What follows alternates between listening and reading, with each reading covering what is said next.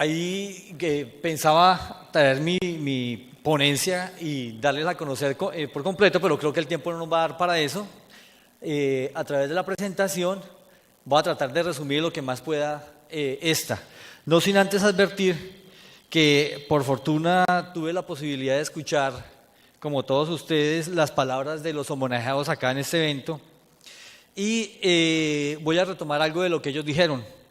El licenciado Carlos Sucre Calvo, el hijo de él, nos hizo una alusión a unas palabras de Yering sobre la finalidad de las normas. Hay que mirar la finalidad con que se expiden las normas y no quedarnos solamente en el cuerpo o en el texto de las mismas, sino la finalidad. Todo tiene un fin, tiene un objetivo. Y en cuanto a las palabras del doctor Julio Lombardo, él enfatizó en los principios, en el norte, en el faro que guía las decisiones que nosotros vamos a tomar, pero nos dan la pauta de lo que debemos hacer. Esos principios se supone que están reflejados en la norma, pero algunas veces la norma no es tan clara en esos principios, pero sí podemos acudir a ellos. Quiero retomar entonces el tema de la finalidad, la meta que buscamos y él o los principios que nos sirven para fundamentar nuestras decisiones. Eso tiene una relevancia en el sistema de adolescentes. En cuanto a las palabras de la doctora Silvia, los mecanismos alternativos, en particular la mediación, que en materia de responsabilidad penal de adolescentes es clave. Y del doctor Bernal Cuellar, que ya se nos fue, pues la crítica que le hacía al sistema, pero la advertencia de qué se debe mejorar o cuál es el llamado de atención que se hace sobre la práctica del sistema acusatorio, porque en Colombia, en materia de adolescentes, también tenemos sistema acusatorio y lo retomamos precisamente a la ley 906, de la que él estaba criticando, que en gran parte acojo las críticas que él hace y hay muchas más. Esas 4 pautas las quiero tener en cuenta porque son oportunas para el tema que me corresponde exponer a mí. Y es sobre el sistema de responsabilidad penal para adolescentes en Colombia. Esa cita, todos hablan de paz, pero nadie educa para la paz. En el mundo educan para la competencia y la competencia es comienzo de cualquier guerra. Son palabras que se atribuyen a María Montessori, una de las adalides en materia de educación, quien nos hace ver el tema de la importancia de la paz y la educación.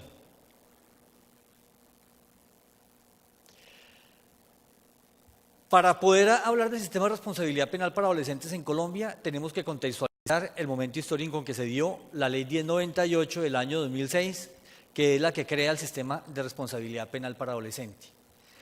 Y en esa contextualización tenemos que necesariamente acudir a la Convención sobre Derechos del Niño, expedida el 20 de noviembre de 1989, es decir, alrededor de 10 y un poco más años atrás que la expedición de la 1098. ¿Por qué nos tenemos que remitir a la Convención de Derechos del Niño? Porque la Convención de Derechos del Niño cambió los paradigmas tradicionales que se tenían en materia de juzgamiento, procesamiento y ejecución de sanciones en materia de niños, niñas y adolescentes. Obviamente niños, niñas y adolescentes que han cometido delitos. Y cambió ese paradigma porque la comunidad internacional comenzó a darse cuenta que los derechos de los niños, niñas y adolescentes, a pesar de que eran seres humanos como cualquier otro y tenían derechos humanos igual que nosotros, a estos niños, niñas y adolescentes generalmente se les estaban desconociendo. Se hizo unos estudios que duraron alrededor de 10 años y finalmente culminaron con la expedición de la convención el año 1989 y esa convención fue ratificada o fue expedida y ratificada por todos los países que integran Naciones Unidas, excepto uno, Estados Unidos. Eso no quiere decir de que Estados Unidos esté desconociendo la convención o las pautas que se contienen allí. No, de hecho, gran parte de los que trabajaron en la confección de esta convención eran de origen estadounidense. Lo que sucede es que por otras razones de orden político y económico de pronto no la han ratificado, pero ellos no significa que la estén cumpliendo. Pero lo que se quiere resaltar con la afirmación de que todos los países la han venido y la ratificaron, significa que hay un consenso internacional alrededor de los derechos del niño y el reconocimiento de ellos como sujetos de derecho. Colombia no se quedó atrás y en el año 1991 expidió una ley que ratificó la convención. Es decir, que se amoldó y asumió que iba a cumplir los parámetros de la convención. En esa convención se consagró el principio de interés superior de niños, niñas y adolescentes y se exige a los estados, a la familia y a la sociedad velar por la protección integral. Son 2 factores concretos de la convención, interés superior del menor como principio que guía toda la convención y la protección integral que se le deben brindar a todos los niños, niñas, adolescentes en el mundo, no solamente en Colombia, sino en el mundo, aquí en Panamá, donde se encuentren. En particular, la convención no está enfocada a temas penales. Solamente los artículos 37 y 40 hacen alusión al procesamiento y juzgamiento de niños, niñas y adolescentes que infringen la ley penal o que cometen delitos. Esos artículos 37 y 40 son las pautas que finalmente guían y deben guiar los sistemas penales de adolescentes que se creen a nivel mundial y en particular en Colombia.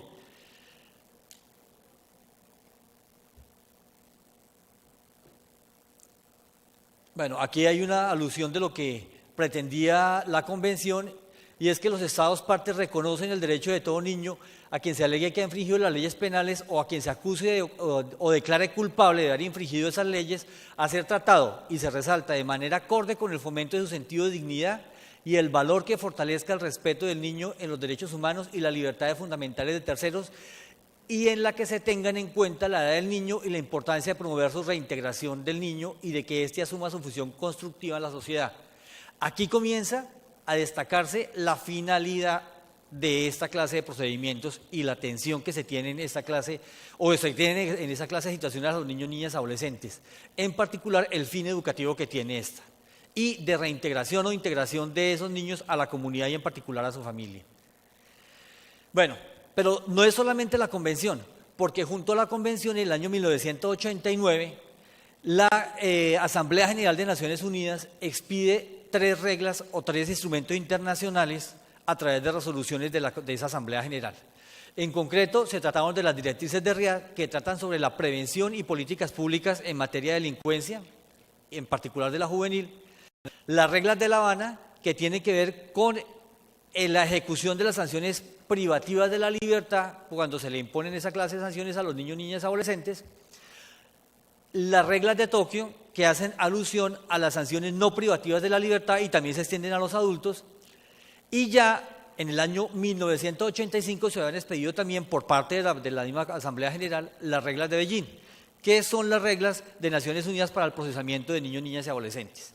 Como ustedes se darán cuenta, además de la convención, se expiden, las Naciones Unidas expidieron 4 resoluciones relativas a menores infractores de la ley penal. De ahí que eso resalta la importancia de ese tema en el seno de Naciones Unidas y de la comunidad internacional.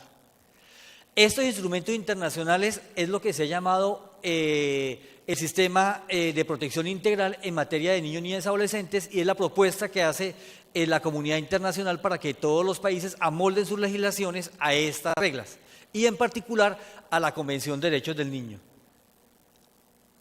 En Colombia, ¿qué estaba pasando? En el año 91 se expide una constitución, a través de Asamblea Constituyente se expide una nueva constitución, y en el artículo 44 se consagra los derechos de los niños como fundamentales y prevalentes. Además, establece que el Estado, la familia y la sociedad tienen la obligación de asistirlos y protegerlos. En otras palabras, ese artículo 44 está recogiendo lo que dice Convención de Derechos del Niño: interés superior y protección integral, las dos.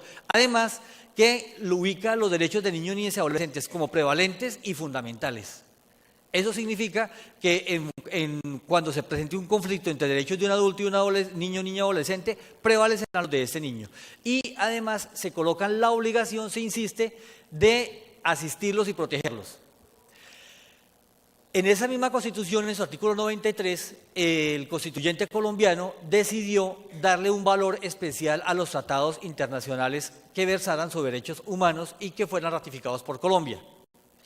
Como la Convención de Derechos del Niño es una convención, un tratado internacional que versa sobre derechos humanos y que fue ratificada por Colombia, tiene el carácter de normativo y de supraconstitucional. Es decir, que en Colombia no solamente estamos atados como norma básica la Constitución política, sino también los tratados internacionales que Colombia ha ratificado sobre derechos humanos, en particular la Convención de Derechos del Niño. A grandes rasgos es lo que se ha manejado en Colombia como bloque de constitucionalidad, aquellos instrumentos que tienen prelación y tienen fuerza normativa a la par con la Constitución.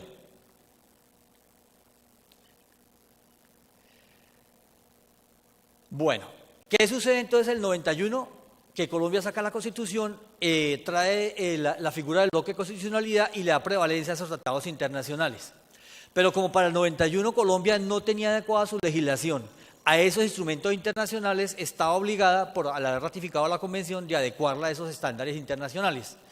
Desde ese momento hasta el año 2006, hubo varios proyectos en el Congreso y se debatieron, pero no lograron pasar, y finalmente se forma una alianza de entidades y de organizaciones privadas, ONGs en concreto, que propugnan por la adecuación de la normatividad colombiana a los instrumentos internacionales por obligación, como era la obligación del Estado colombiano. Y es así como se expide la Ley 1098 en el 2006, y en materia de responsabilidad penal, porque la ley 1098 tiene tres partes, ahorita hablaremos de ella, pero quiero resaltar es que la ley, como lo estaba señalando el doctor Bernal hace un momento, en Colombia tenemos un afán por sacar leyes y ponerlas en vigencia. Generalmente cuando se hace un movimiento en el cual se ha cambiado un código y se cambia todo un sistema, se da un tiempo de espera para la entrada en vigencia, mientras que las personas, la ciudadanía, conoce la ley y mira a ver cómo la va a manejar. Pues en Colombia la 1098 salió el 8 de noviembre del año 2005, se expidió y entraba a regir el 1 de enero de 2007. Es decir, un mes larguito después de esto. Esto generó que las entidades ni nadie la conociera, no tuviera suficiente conocimiento para poderla poner en ejecución, y generó que a través de un decreto se entrara o se dijera que la vigencia de la ley se iba a hacer a partir del 15 de marzo del año 2007, pero de manera escalonada en diferentes partes del país. Esto lo quiero resaltar porque ahí muestra el grado de improvisación con el cual se implementó esta ley.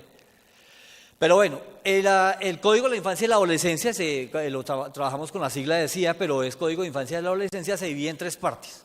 La primera trata sobre la protección integral y los derechos y libertades de los niños, niñas y adolescentes, y cómo los se deben garantizar por los diferentes estamentos y por las diferentes entidades e incluso por la familia. La segunda es la que trata sobre el tema de responsabilidad penal para adolescentes, y la tercera habla sobre los sistemas nacional de bienestar familiar y las políticas públicas. El tema central que nos corresponde a nosotros es la segunda parte, es responsabilidad penal para adolescentes. Y lo quiero destacar porque se ha creído que el Código de la Infancia y la Adolescencia es el Código Penal de adolescentes y resulta que no. No es ni Código Penal ni es solamente toca temas penales, por el contrario, la primera parte es la parte más rica del Código, habida cuenta que es allí donde se consagran los derechos de ellos, se les reconocen todas las prerrogativas que pueden tener en un determinado caso y se habla sobre la protección integral de ellos. Pero vamos a enfocarnos en la segunda parte, que es la de responsabilidad penal. Bueno, el Código comienza reconociendo los derechos del niño como fundamentales y prevalentes. Si estos incursionan entonces en el campo penal, cuando menos tienen las mínimas garantías de los adultos. Esta es una regla básica que trae los artículos 37 y 40 de la Convención de Derechos del Niño. Porque una de las cosas que se dieron los que estudiaron la situación de la niñez a nivel mundial era que en la mayoría de regímenes a los niños, niñas y adolescentes se les juzgaba y se les procesaba por cualquier clase de conductas, ya fueran delictuales o incluso que no. O incluso cuando los padres simplemente querían deshacerse de él o querían castigarlos, los llevaban a la justicia de adolescentes y allí eran sancionados o eran por lo menos inmersos en una medida generalmente privativa de la libertad. Entonces comienza a decirse, hay que primero tener en cuenta que se debe partir de la base de que ellos tienen las mínimas garantías que tenemos los adultos. O sea, eso es lo mínimo que se les debe reconocer y más allá si se puede. Se comienza a hablar también del debido proceso, del derecho de defensa, del derecho a la contradicción, a ser notificados las imputaciones en su contra, a la segunda instancia. En Colombia no existía la segunda instancia, por vía jurisprudencial se le había dado para algunos casos la segunda instancia en los casos de responsabilidad penal. El derecho a guardar silencio y a no incriminarse, a contar con la presencia de sus padres, ojo porque esta es una de las cosas más relevantes del sistema de adolescentes, padres o cuidadores, y la legalidad de la sanción, la presunción de inocencia y el principio de favorabilidad. Esto es a grandes rasgos las garantías procesales mínimas que tiene todas las personas que son procesadas a nivel penal. Pues aquí comienza diciéndose, como lo dice la Convención, de que se les debe garantizar eso como mínimo y se parte de que estos son principios básicos que se deben tener en cuenta en todo momento. Pero me adelanto, hay otro principio adicional, y es que la convención y los instrumentos que hablamos hace un momento consagran otro principio específicamente para el sistema de responsabilidad penal para adolescentes, y es el de la no privación de la libertad, o la utilización, mejor, de la privación de la libertad como último recurso. Ese es un principio que debe tenerse en cuenta siempre al momento de, no solamente de legislar, sino al momento de llevar a la práctica las reglas y las normas que rigen el sistema. La privación de la libertad como último recurso, y un subprincipio que sale de este, y es, si hay privación de la libertad, ¿por qué es necesaria la privación de la libertad de acuerdo a las reglas que se tengan? Hay que propiciar que en todo momento esa privación de la libertad sea amortiguada, o se busque la medida que genere la no privación, o por lo menos que el adolescente que está inmerso en la medida pueda salir en algún momento, ya sea a asistir al colegio, al sitio en que se va a educar, o tener la posibilidad de acudir de visitas a su familia o a su comunidad. Estos son principios que no están dentro de la legislación de adulto, aunque se puede homologar en algún momento esta parte, pero igual no están en la legislación de adulto, pero son propios del sistema y son propios derivados de la Convención, y en particular de las reglas de Beijing. Bueno, se trajo entonces un esquema. ¿Qué fue lo que hizo el legislador colombiano? El legislador colombiano intentó en los proyectos crear un sistema propio, pero la confección de eso fue muy complicada. Los que estaban redactando la norma no lograron ubicarlo, y optaron entonces por, como en ese momento estaba en boga, la ley 906, que acaba de ser expedida y se estaba con todo el boom del sistema acusatorio. Entonces se dijo, pues traigamos ese sistema, como es la panacea, como es lo mejor que hay, entonces traigámoslo y metámoslo acá. ¿Y qué hizo el legislador colombiano? Llegó y dijo, vamos a trabajar con la ley 906 y vamos a colocar unas reglas especiales en esa ley que hace que ese sistema sea diferenciado. ¿Por qué hablamos de la diferenciación? Porque una de las cosas que también señala la Convención es que deben trabajarse con un sistema diferenciado para adolescentes, teniendo en cuenta las pautas que la misma Convención da, y es especial porque la especialidad generará que todos los actores que trabajan en el sistema estén enfocados frente a lo que es el conocimiento del sistema como tal, y puedan trabajar frente a ese principio de interés superior y la protección integral que se requiere.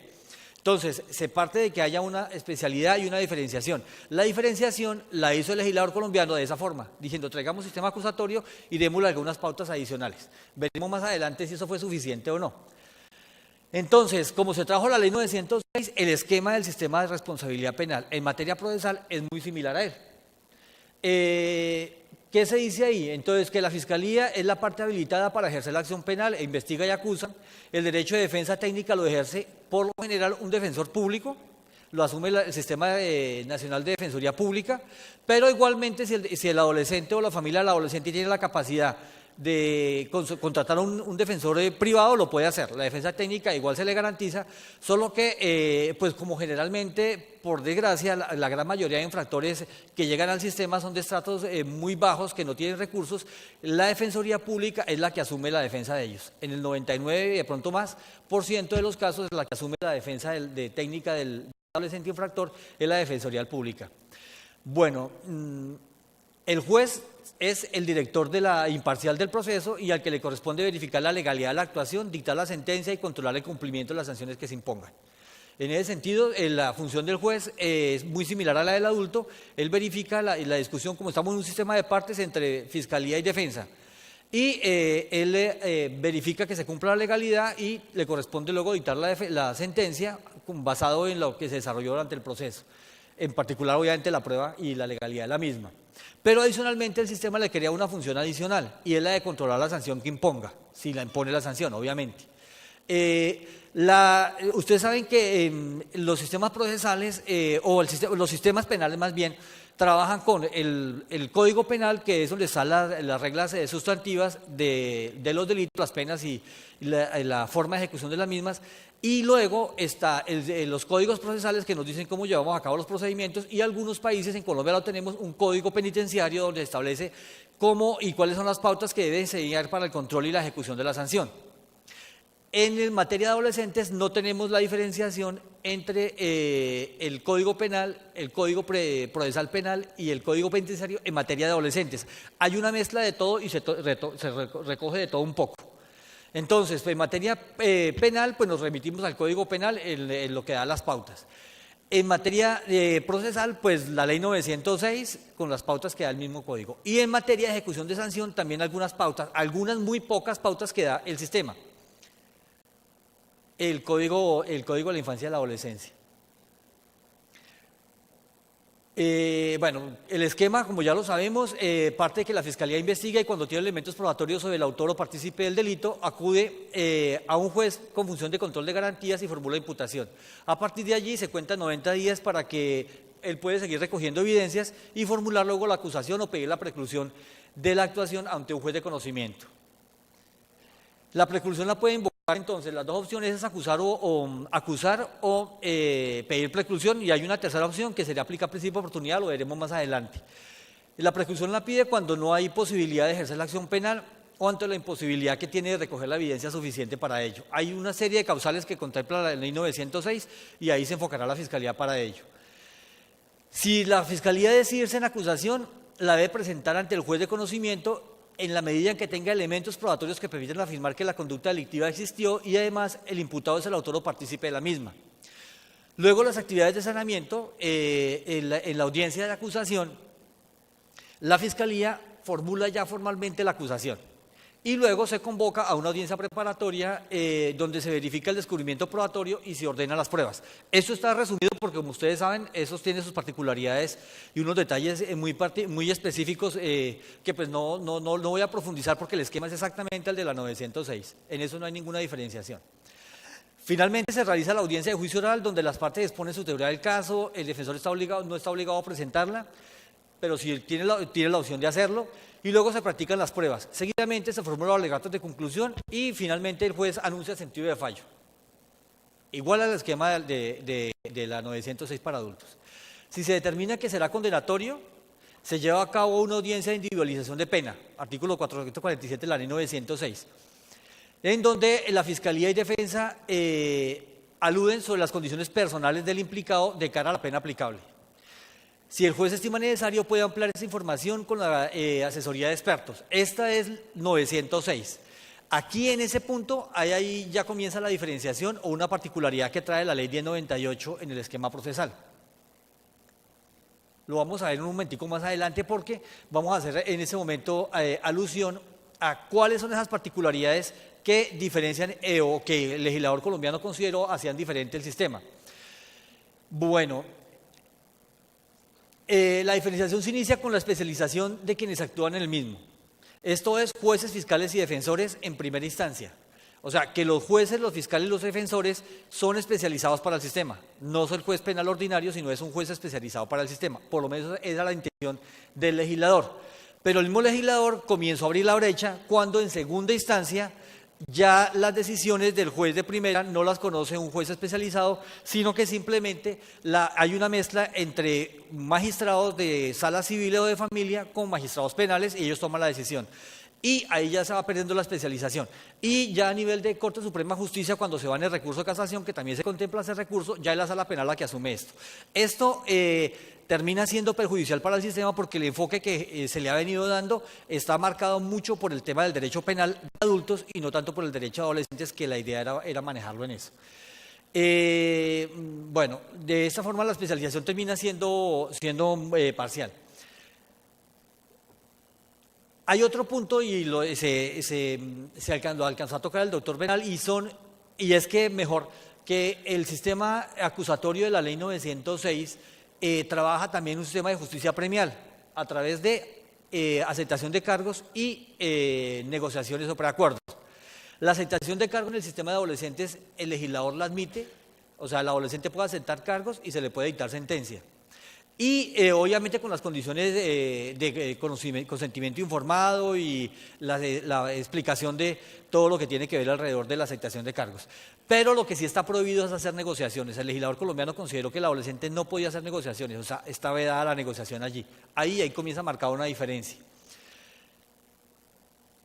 Se consagra el principio de oportunidad como principio rector. Eso significa de que ese mecanismo debe utilizarlo de primera mano el fiscal antes de propiciar el adelantamiento del proceso. Si bien esto se ha fijado como principio rector, en la práctica la verdad es que muy poco ha funcionado, dado que la misma Ley 1098 no explicó o no dio pautas claras de cómo se aplicaría el principio de oportunidad allí. Eso ha generado que el año pasado estaban haciendo una estadística, solamente a nivel nacional se han aplicado alrededor de 250 principios de oportunidad, que eso no es nada frente al cúmulo de actuaciones que hay. Pero sin embargo se consagró como principio rector. Bueno, el tema es que de todas maneras la finalidad del sistema de adolescentes está dado por la visión educativa y formativa de reintegración del adolescente a la comunidad, no con una visión retributiva. Quiero aquí ya, me pasaron ya el papelito del tiempo y hay muchas otras cosas más que se pueden explicar, pero lo que sí quiero hacer ver es que el sistema de adolescentes pretendió romper los esquemas que traía el sistema anterior, el de situación irregular, donde el adolescente era considerado, el niño o niña adolescente era considerado como un objeto de protección y no como sujeto de derechos. La Convención le da ese cambio y lo señala como sujeto de derechos y como tal deben respetárseles, entre ellos el debido proceso y las garantías que se le estaban señalando. El sistema considera que se pueden juzgar en el sistema de adolescentes solamente aquellos que tienen entre 14 y 18 años. Los menores de 14 años no son sujetos del derecho penal en Colombia. Se les saca del sistema, de los sistemas penales, y se les da una medida de restablecimiento de derechos por vía administrativa. Solamente los adolescentes que cometen en esa franja de edad de 14 a 18 años. Se establecen un listado de sanciones, las de amonestación, reglas de conducta, prestación de servicio a la comunidad, libertad vigilada, medio semicerrado y privación de la libertad, que es como último recurso, y en ese punto se desconoce lo que decía reglas de Beijing de dar la posibilidad de una mayor amplitud en materia de sanciones e incluso la posibilidad de que el juez en un dado caso pueda confeccionar una sanción acorde con las necesidades del adolescente. Esa regla no se contempló y por lo tanto solamente esas medidas son las que se pueden imponer en materia de adolescentes.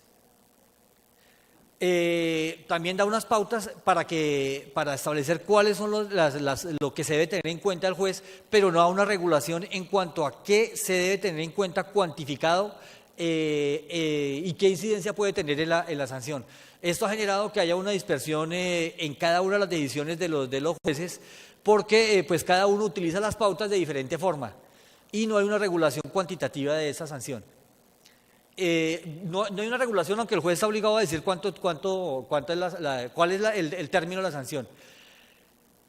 A grandes rasgos voy a hacer algunos aspectos negativos que se han presentado, porque la idea cuando comencé la conferencia hablando de los instrumentos internacionales es porque el código adolece de muchos vacíos. Tiene muchas lagunas que han generado que en la práctica el sistema a veces quede como huérfano de qué es lo que se debe aplicar y ni el adolescente, el defensor, la fiscal o el juez no sabe a qué atenerse. Esto lo resalto es porque nosotros, si bien en la legislación tiene esas lagunas y vacíos, se pueden llenar con los instrumentos internacionales que iniciamos aludiendo al principio. Los 4 instrumentos, la Convención de los 5, la Convención de Derechos de los Niños como principal, las reglas de Beijing, las directrices de Riad, las reglas de La Habana y las reglas de Tokio, son elementos que nos dan pautas para llenar esos vacíos que trae. Además, porque el control de convencionalidad nos obliga a que si hay alguna norma que puede entrar en contradicción con esos instrumentos, tenemos que obviarla o entrar a aplicar, para poder entrar a aplicar la regla internacional directamente. Esos vacíos radican esencialmente en que el legislador colombiano no dio la pauta de cómo cómo el adolescente iba a expresar su derecho a opinar sobre su caso, porque ese es uno de los principales derechos que tienen los niños y niñas adolescentes a través de la Convención. Ahí está, pero no se dijo cómo se iba a hacer. Tampoco dio una directriz de la forma en que intervendría un defensor de familia, que es uno de los intervenientes que están fijados allí. Y tampoco dijo cómo se iban a acumular sanciones, cómo se iban a acumular procesos, ni cómo se iba a regular la prescripción. Ante todos esos vacíos, son las reglas internacionales las que en un dado caso nos pueden dar la pauta de qué debemos hacer. El tema es mucho más amplio, porque la riqueza que tiene el sistema adolescente en materia conceptual es bastante amplia. El tiempo se agotó, pero no podemos seguir eso. Lo último que quiero resaltar es, aludiendo a lo que dijo la doctora Silvia, es sobre la mediación. El tema, si hay un sitio propicio para trabajar en mediación, es el sistema de adolescentes, es donde mejores resultados ha dado a nivel mundial. Se está trabajando en eso, pero en Colombia no ha despegado por falta de intención política en eso. Pero tenemos pautas legales que nos lo permiten porque la ley 906 contempla la mediación. Pero ni en adulto ni en adolescente se ha trabajado por falta de regulación por parte de la Fiscalía. De todas maneras, la ponencia va a quedar acá, la complementaré, la pensaba entregar ahora, pero la va a complementar con algunas de las cosas que recogí aquí y la tendrán ustedes acceso a ello.